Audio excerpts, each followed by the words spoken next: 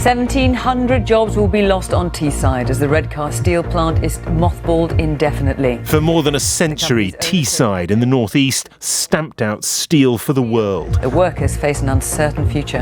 That dwindled to nothing. But whatever you do, don't tell Chris McDonald, chief exec of the Materials Processing Institute, that Teesside is post-industrial. The government have designated Teesside as the UK's hydrogen transport test hub. And so some things that we're doing on the ground, we're putting in some hydrogen refuelling stations so that we can decarbonise municipal vehicles, vans and heavy goods vehicles and so on, bus transport at scale. Hydrogen trains as well, so we're going to have some hydrogen trains running around the Tees Valley. Shipping, the UK's first hydrogen-ready airport, and actually some of the UK's largest electrolysers as well, which is one of the ways that we can make hydrogen at scale. And of course, the reason we can do that in places like Teesside is because we've got the skills. You know, people are very used to handling large-scale chemicals. And so there are very few places in Europe where you can do it, and Teesside's one of them. So what does Teesside need to turn green dreams into reality? There's a big role for government, and I think government recognise that as well in the Prime Minister's industrial plan, and there's £12 billion of government investment in that. But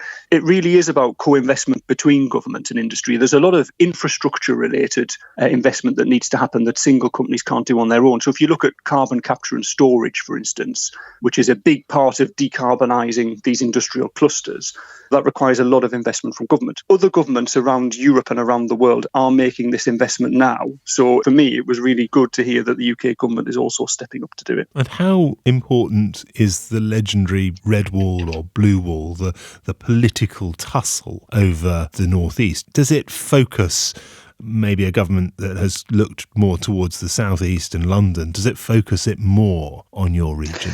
Yeah, I think it is interesting in that this is a place where the industrial strategy and the politics do come together. Levelling up is still a campaign phrase in search of an actual policy. The spending review should see some flesh put on its bones.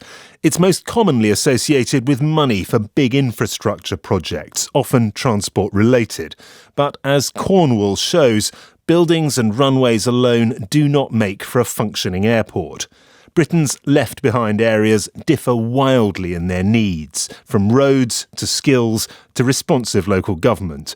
But change, says Chris McDonald, is not a choice. I am positive because I can see that there's a clear idea of where we need to get to, and there's a commitment from the private sector and from government to do it.